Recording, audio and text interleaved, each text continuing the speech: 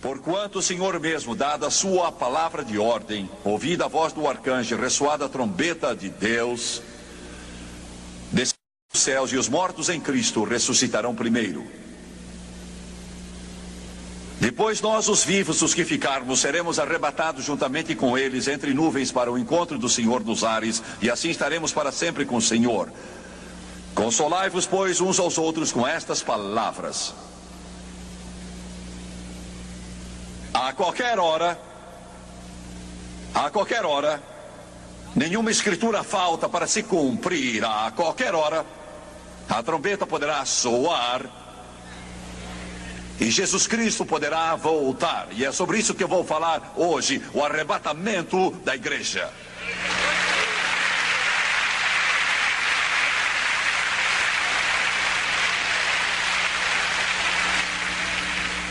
Nós cremos, baseados na Bíblia, que o arrebatamento da igreja pode dar-se a qualquer momento.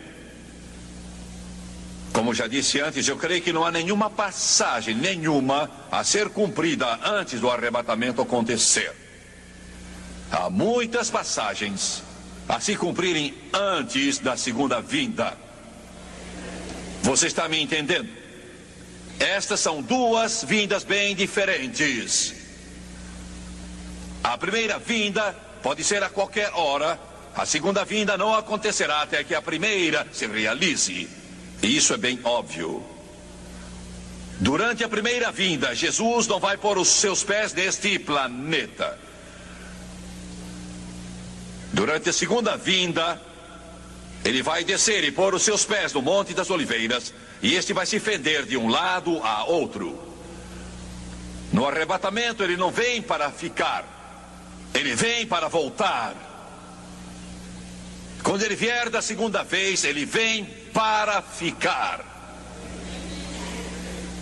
No arrebatamento, ele vem para nos buscar. Na segunda vinda, ele voltará conosco.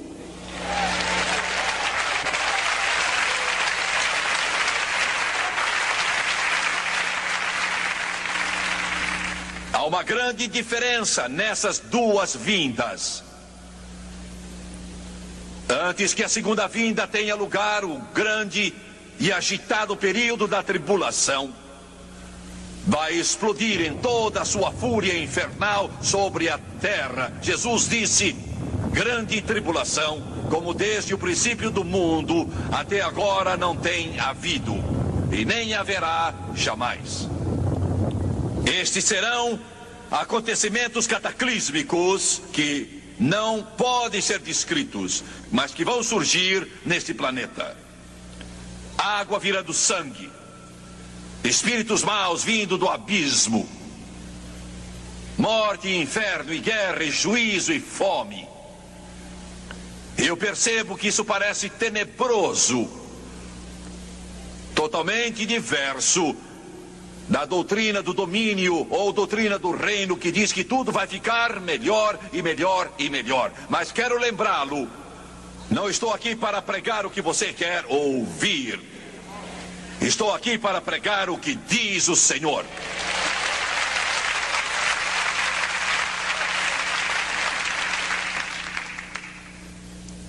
Como filho de Deus, é o seu dever, é a sua consagração, sua dedicação, estar pronto quando a trombeta do Todo-Poderoso soar. Num instante, num momento, num piscar de olhos, nós vamos ser transformados. O corruptível se fará incorruptível. O mortal se tornará imortal. Quanto mais velho fico, mais eu desejo esse dia. Às vezes, nessas cruzadas, eu fico fisicamente exausto e quase não aguento. Às vezes eu subo para a plataforma e tudo fica nublado. As pernas tremem e eu tenho de me escorar no piano. Eu sinto esse meu físico envelhecendo. Mas breve, a corrupção, ela vai se tornar incorrupção. O mortal vai se revestir da imortalidade. Glória a Deus, eu serei transformado num instante, num piscar de olhos, e vou jogar fora estes óculos para nunca mais ter de usá-los. As costas não vão mais doer, o estômago não vai mais doer, os olhos não vão mais se nublar, a mente estará viva e aguçada, porque Jesus vai voltar para buscar-nos, a igreja do Deus vivo.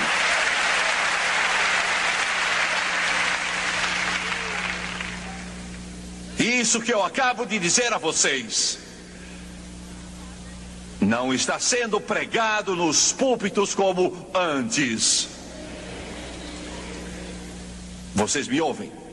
Como sei? Não vou a muitas igrejas, eu não posso, acho que é evidente. Mas vejo televisão evangélica e não me lembro sequer de ter ouvido uma vez alguém falando sobre o arrebatamento. Creio que nunca ouvi ninguém. Vou dizer novamente, estou certo de que tem sido pregado e alguns talvez ouviram ontem, mas eu vejo tanto quanto vocês veem e eu nunca em minha vida ouvi um pregador levantar-se e pregar sobre o assunto num programa evangélico ou em qualquer programa. Esta deve ser a mensagem suprema da nossa pregação. Deve ser a mensagem suprema, porque sua vinda é iminente. E como você sabe, Jimmy Swaggart? Como então sabe que Jesus Cristo vai voltar breve? Creio que ele voltará breve por várias razões.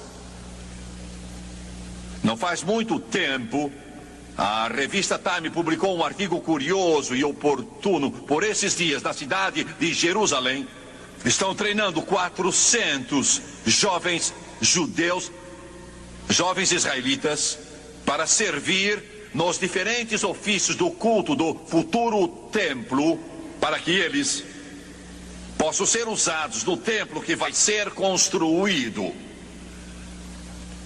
É isso que está sendo noticiado agora. A Bíblia diz que esse templo vai ser reconstruído.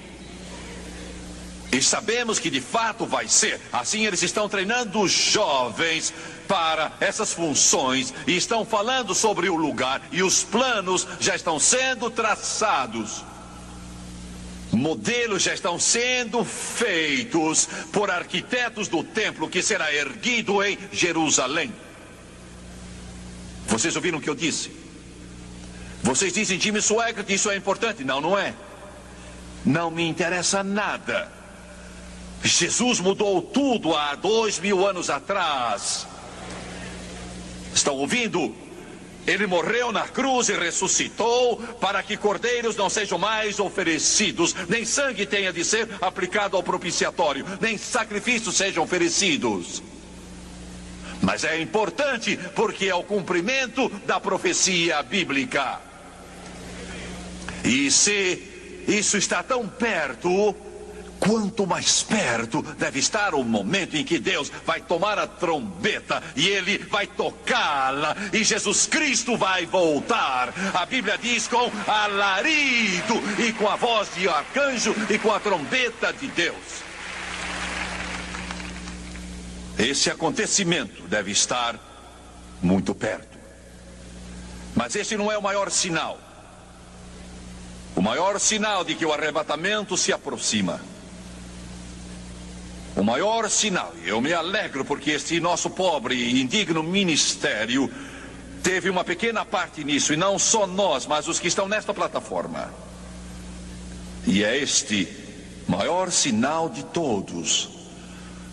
O sinal que o mundo não reconhece, nem sabe, nem entende. E nunca prestou atenção a ele. E é um sinal para a igreja, como nenhum outro. E é o cumprimento da profecia de Pedro: nos últimos dias derramarei do meu espírito sobre toda a carne.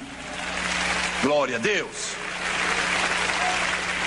E nos últimos 20 anos, centenas de milhares de batistas têm sido batizados no Espírito Santo. Centenas de milhares de católicos têm sido batizados no Espírito Santo. Centenas de milhares de metodistas, presbiterianos, luteranos têm sido cheios do Espírito Santo. Estão ouvindo o que eu digo? E quando as nossas cruzadas começaram a se tornar maiores e maiores, tínhamos de alugar auditórios com capacidade para 15, 20 mil pessoas para comportar as multidões. Eu pensei sem orar sobre isso, porque Deus me disse em 1970, todo domingo à tarde, você vai reservar para falar ao povo sobre o Espírito Santo. Vai orar para que sejam cheios do Espírito. E então Deus me disse: se você crer em mim, você verá 1000 pessoas ou mais numa reunião sendo batizadas no Espírito Santo. Nós vimos 200, 300, 400, 500 pessoas batizadas no Espírito, mas nunca 1000. Agora pense nisso. Quando comecei essas cruzadas, há quase 30 anos atrás, se tínhamos 10 pessoas cheias do Espírito Santo numa cruzada, achávamos que era muita gente. Em 1963, em Illinois, em 7 semanas, vimos 100 pessoas, talvez 101 ou 102 batizadas no Espírito Santo. Eu andei nas nuvens por um ano.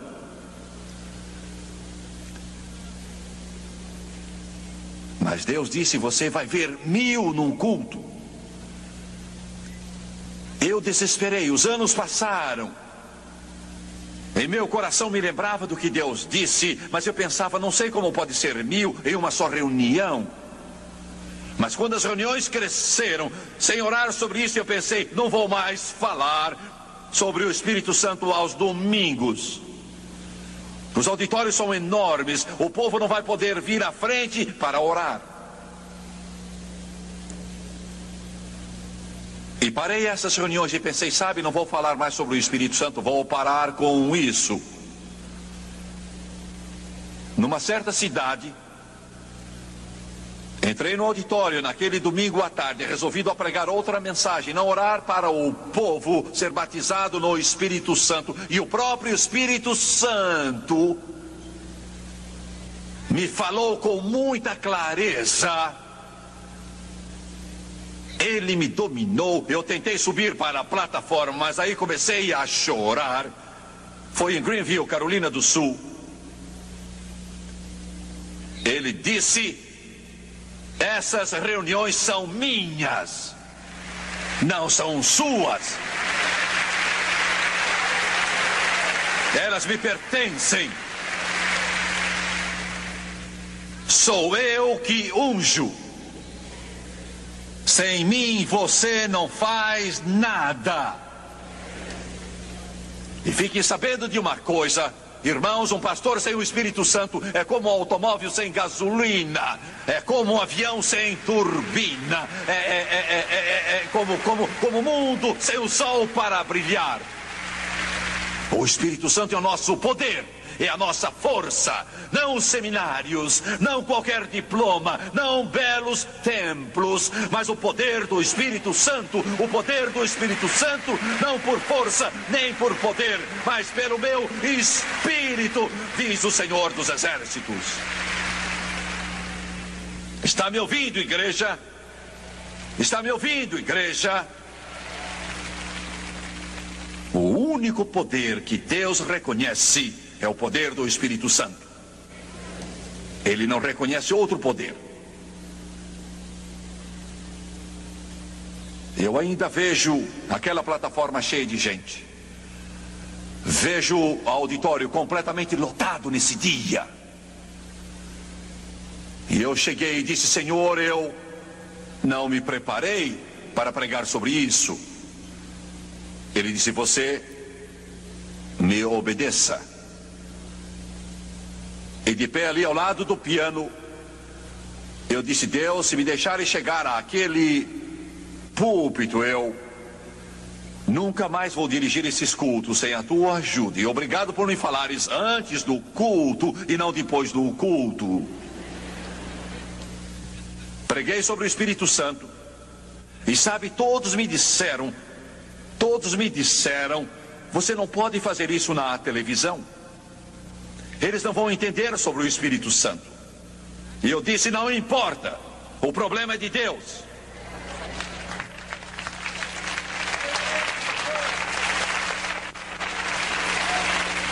Um determinado pastor me disse há dias, se você continuar pregando desse jeito, toda essa gente não vai sustentar o seu trabalho. Eu disse, nesse caso, Deus vai levantar alguém para me ajudar. Porque eu vou pregar a palavra do Deus Todo-Poderoso. Digam o que eles disserem, os homens disserem, o diabo disser, ou os demônios. O evangelho não é meu, o evangelho é assim diz o Senhor.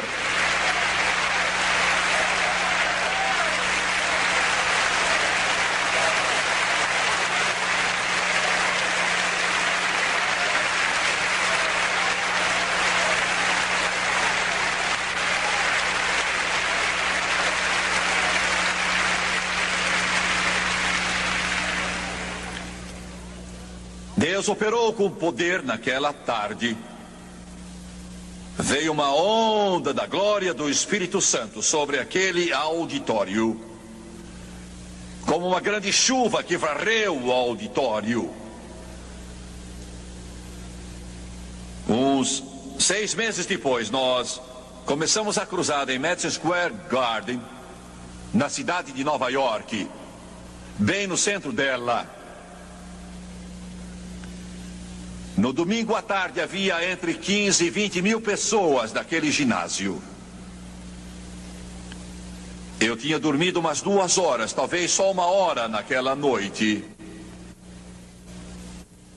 Eu não sabia o que estava acontecendo na minha vida. Havia um grande peso sobre mim, era um peso bem grande, era como se fosse 1 tonelada, e eu me levantava da cama e ficava andando de lá para cá no hotel. E eu chorava, eu lembro das lágrimas, eu sei que Deus estava fazendo algo, mas eu não sabia o que era. Na manhã seguinte, enquanto eu ia pela rua orando e andando, talvez por uns 3 ou 4 quilômetros, ao regressar, sua presença era muito grande e poderosa. Começamos o culto e eu não sabia, nem podia sequer imaginar aquilo. Mas esse ia ser o dia em que Deus ia cumprir a profecia que me deu, e mais de 1000 pessoas iam ser batizadas no Espírito Santo, com a evidência de falar em outras línguas, segundo o Espírito de Deus concedesse.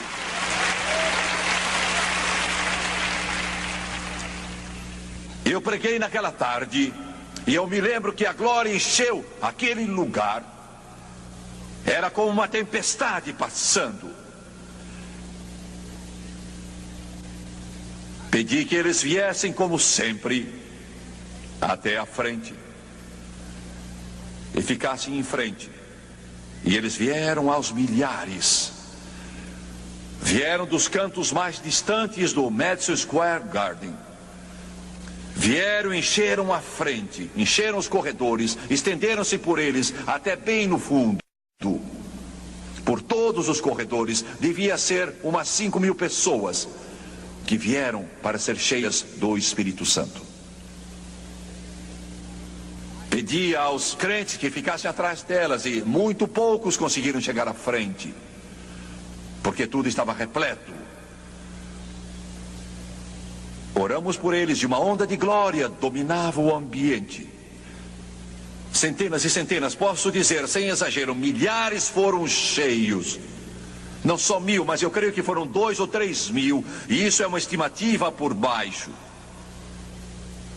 Nessa noite, viajei para a Inglaterra.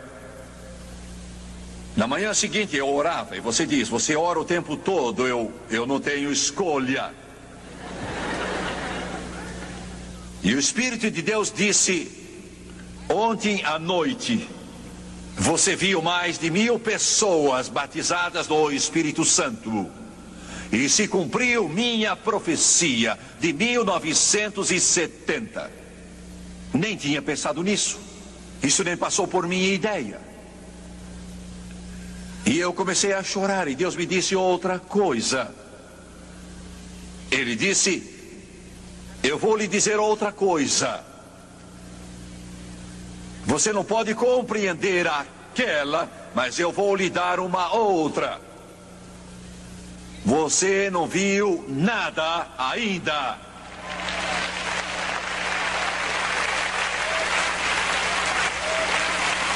Eu vou encher mais de 10.000 pessoas num só culto com o poder do Espírito Santo.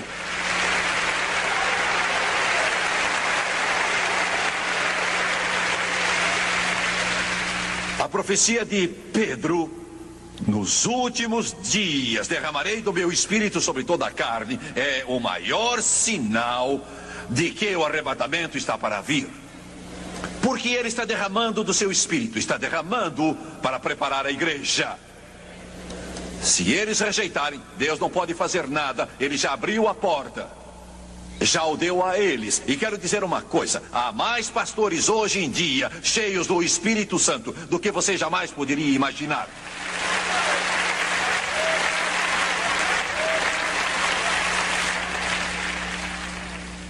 Toda vez que uma pessoa, não me importa quem seja, ora pedindo e começa a falar em outras línguas, segundo o Espírito de Deus lhe concede, este é um sinal para todo mundo que Jesus está para vir. A trombeta está para soar. Ele está preparando sua igreja, preparando seu povo, preparando os seus, está preparando. Ele é o único que pode preparar a igreja, não os seminários, não escolas bíblicas, nem pastores, e sim o Espírito Santo é o único que pode preparar a igreja do Deus Todo-Poderoso.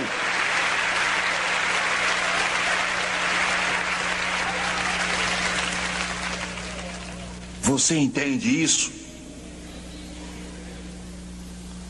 Pois bem,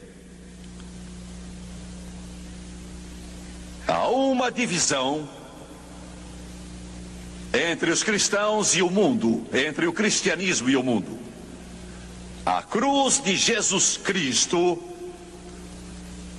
separa você do mundo. Agora você entende isso? A cruz separa você do mundo. O batismo no Espírito Santo separa você da religião decadente e morta. Entendeu isso? Deus disse a Moisés: diga a Faraó, deixe meu povo ir, tire-o do Egito.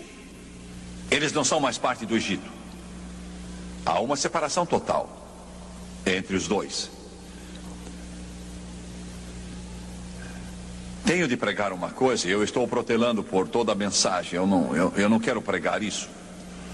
Eu não gosto de pregar.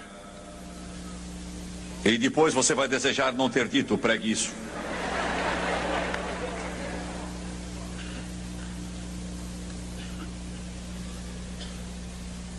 Porque meu coração nunca esteve tão abatido assim. Nunca. Nunca eu preguei sob tão grande peso. É quase, não tanto, mas quase como quando o mestre estava em Jerusalém e olhava para o povo e dizia: são como ovelhas que não têm pastor.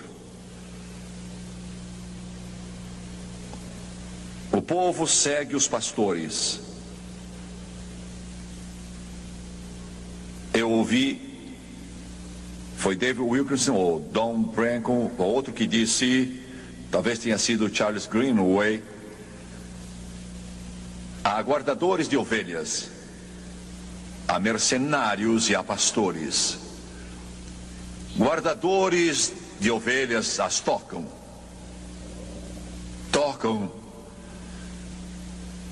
para seu engrandecimento, ego, orgulho. Estão me ouvindo? As ovelhas são secundárias. O guardador de ovelhas as faz ir para onde ele quer que vão. Então há o mercenário que vai pelo dinheiro. Tudo é na base do vil metal.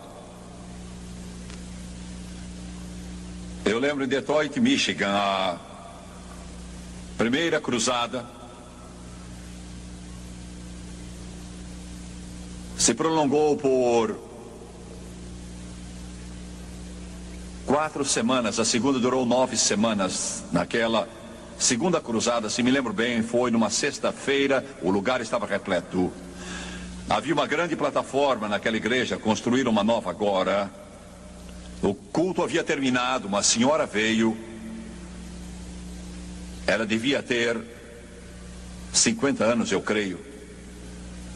Ela usava um capote velho, estávamos no inverno por esse tempo. A cruzada tinha começado. Um casaco velho. Era só olhar para ela para saber que a vida dela tinha sido difícil. Ela se aproximou, nunca irei esquecer. Aquilo ficou em meu espírito. Foi Deus que fez isso. Ela chegou a mim e disse: Jimmy Swaggart. Eu me voltei e ela disse: Deus mandou lhe dar isso. E pôs algum dinheiro na minha mão. Muita gente faz isso comigo. Mas eu fiz algo que nunca havia feito antes. Eu segurei a mão dela e fiquei segurando. Ela começou a puxar e se soltar. E segurei a mão dela. E disse: irmã, isso foi em 1970. E eu disse: irmã,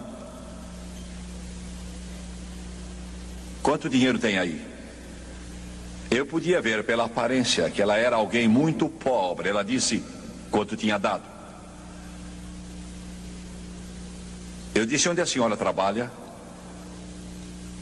Ela baixou a cabeça, estava acanhada. Tive de perguntar a segunda vez, porque eu não entendi da primeira vez. E perguntei de novo: onde é que trabalha? Ela disse: em limpeza. Eu disse: a senhora trabalha de joelhos em algum prédio limpando? É isso que eu faço. Eu disse: quanto é que a senhora ganhou esta semana? Ela disse: aquilo que lhe dei.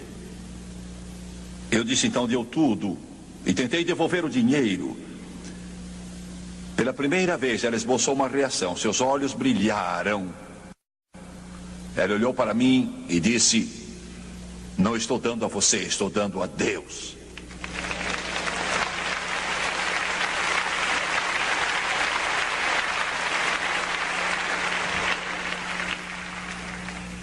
Eu fui me afastando e andei na direção da parede e fui para um canto ali e chorei. E Deus disse: não fiz isso para ela, mas para você. Milhões e milhões e milhões de dólares vão chegar a você para o meu trabalho. E se você usar mal um só dólar que seja, não só vai responder a mim no juízo, mas vai ter de responder à pessoa que o deu.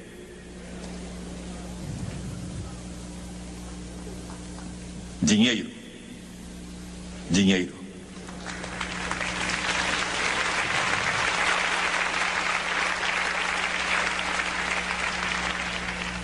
Há um homem sentado aqui hoje, mora em Dallas, Texas. É talvez um dos maiores especialistas em questões de imposto de renda. Ele é um contador, cheio do Espírito Santo.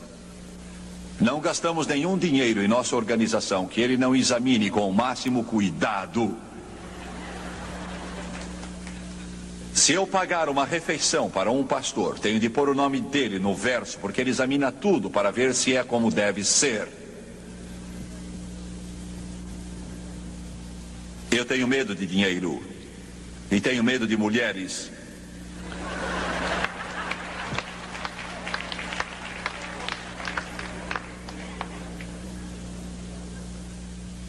Dinheiro por causa de Deus, mulheres por causa da Francis.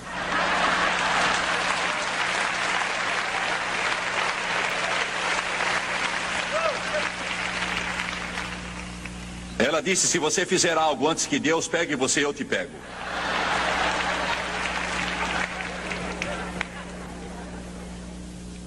Estou brincando, mas essas duas coisas têm causado mais mal a pastores: dinheiro e o sexo oposto. Mas existem pastores que guiam o rebanho.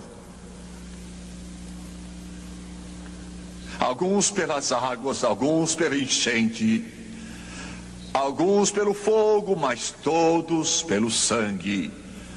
Alguns por suas dores, mas Deus dá um hino durante a noite e pelo dia todo. Agora ouçam-me. Precisamos hoje, é o que eu queria pregar e vou gastar um minuto com isso. É quase impossível achar pastores que tenham convicções firmes. Vocês me ouvem? Isto é, convicções, pastores que tenham convicções e que fiquem firmes, venha o que vier, e digam isto é certo, isto é errado.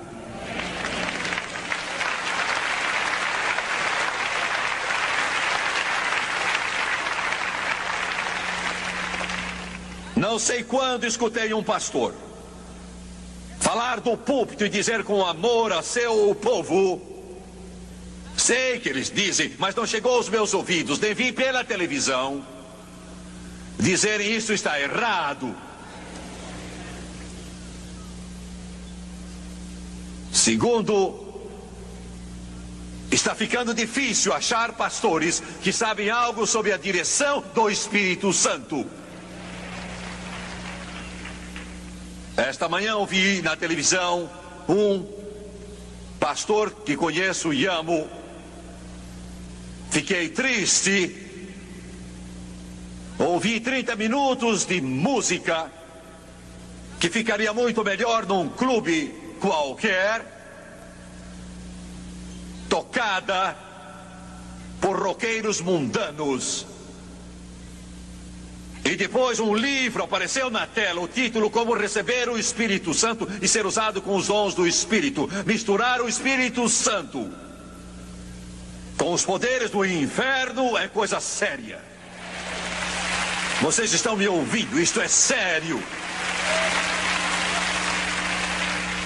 Agora, isso é que vai chocar vocês.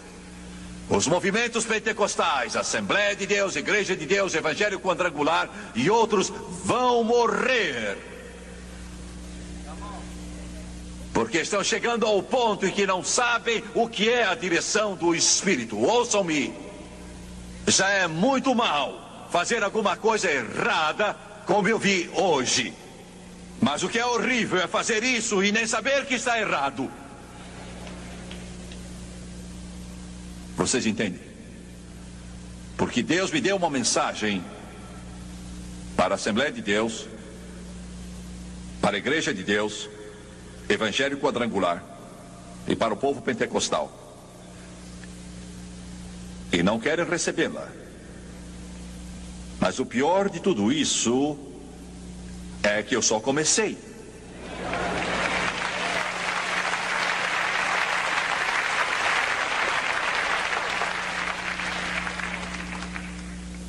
Mas eu vou encerrar.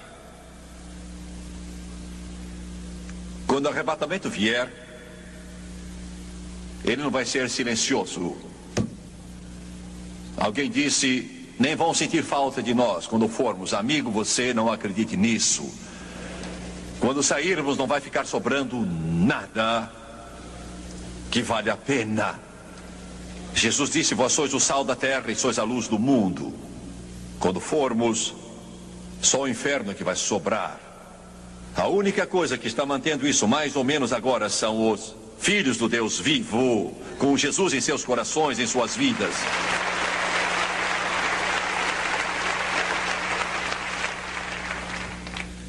Pois bem, eu podia citar, mas eu quero que me vejam abrir este livro e ler nele.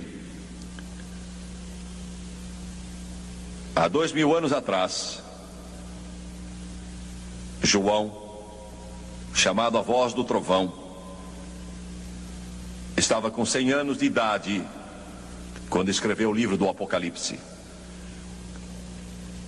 Ele foi o único que ficou. Faço ideia os pensamentos que ele costumava entreter. Tiago, seu irmão, foi o primeiro a partir. Tinha acontecido há tanto tempo. Pedro já tinha partido. Tomé também, ele morreu na Índia. Natanael morreu. Mateus, o cobrador de impostos, morreu. De cabelos brancos, escravo na ilha de Patmos, ele era o último deles.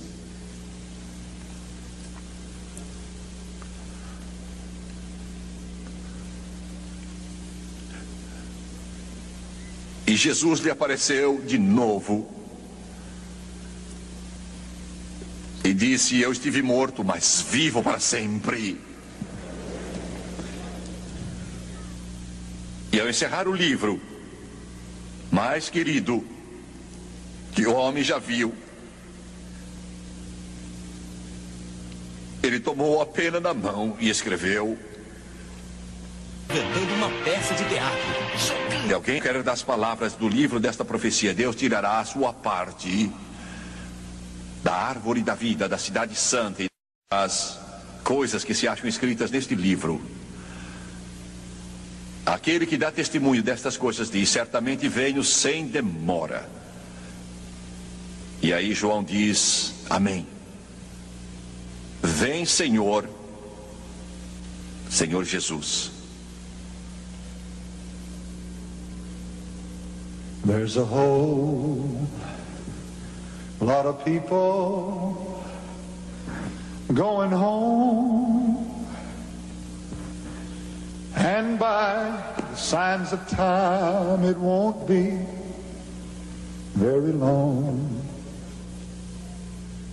In the twinkling of an eye we'll soon be gone. There's a whole lot of people going home. Vou lhe perguntar: se a trombeta soar hoje e ele disser: levanta-te, querida minha, formosa minha, e vem,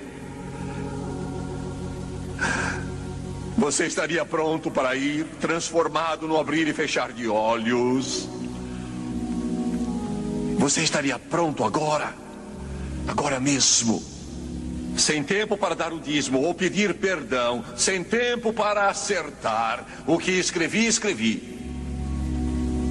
In the twinkling of an eye we'll soon be gone. There's a whole lot of people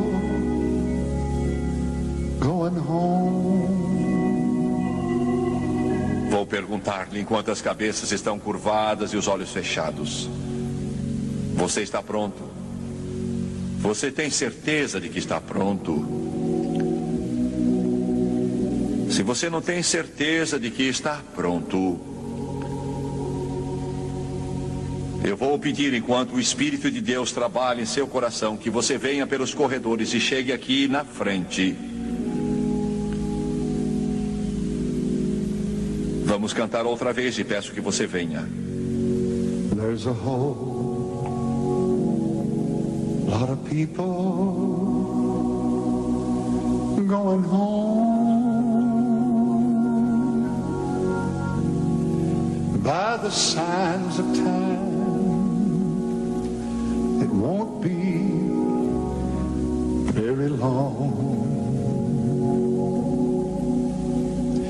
In the twinkling of an eye, we'll soon be gone. There's a whole lot of people